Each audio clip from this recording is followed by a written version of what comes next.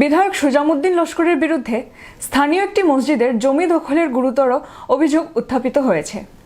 এ বিষয়ে মামলা পাল্টা মামলা উত্তেজনা বিরাজ করছে কাটলিচড়া বিধানসভা চক্রের কৃষ্ণপুর এলাকায়।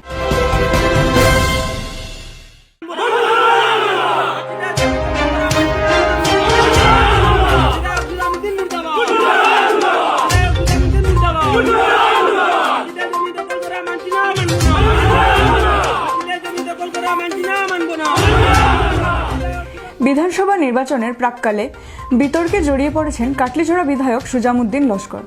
জয়কৃষ্ণপুর দলিদিঘির পাড় জামে মসজিদ জমি জবরদখলের অভিযোগ উঠেছে বিধায়কের বিরুদ্ধে। এ বিষয়ে বিক্ষোভ প্রদর্শন করে সম্প্রতি বিধায়কের কুশপুতিল মসজিদের সামনে দাহ করা হয়েছে। প্রতিবাদকারীরা সুজামুদ্দিন মুর্দাবাদ স্লোগান দেওয়ার পাশাপাশি প্রাক্তন মন্ত্রী তথা কাটলিছড়ার প্রাক্তন বিধায়ক গৌতম রায় জিন্দাবাদ স্লোগান দিতেও দেখা গেছে।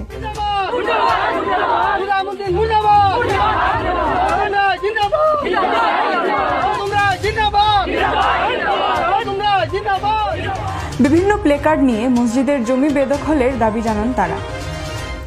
উল্লেখ্য, বিতর্কিত এই মসজিদের জমি দখলের প্রসঙ্গে ইতিমধ্যে সরকারিভাবে ডিমার্কেশন করার পরও কোনো সুরাহা হয়নি।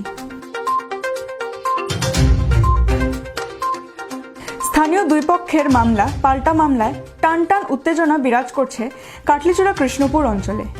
এ বিষয়ে প্রতিবাদকারীরা জানান, আমার মসজিদ কমিটির বিভিন্ন পদাধিকারীগণ বিধায়ক সুজামুদ্দিনের বাড়ি থেকে আমাদের মসজিদ প্রায় 500 মিটারের মধ্যে, আমাদের সম্মুখে এই জয়কৃষ্ণপুর দলিদিঘির পাড় জামে মসজিদ।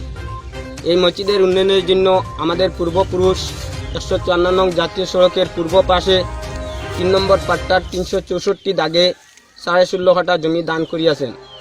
এই জমি বিধায়ক সুজামুদ্দিন ও লালা ব্লকের আঞ্চলিক পঞ্চায়েত সভানেত্রীর স্বামী ইকবাল হোসেন ও তার 4 ভাই মিলে দখল করে নিয়েছেন।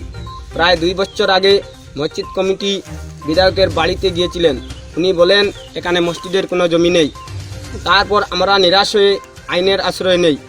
20/11/2020 ইংরেজি তারিখে আমাদের জমির সীমানা ডিমার্কেশন হয়েছে। দক্ষিণ হাইলাকান্দি ভ্রমণের সময় দলের মুরব্বী মৌলানা বদরুদ্দিন আজমল সাহেবের কাছে বিচার দিব ও প্রত্যেক মসজিদে আমরা চিঠি দিব।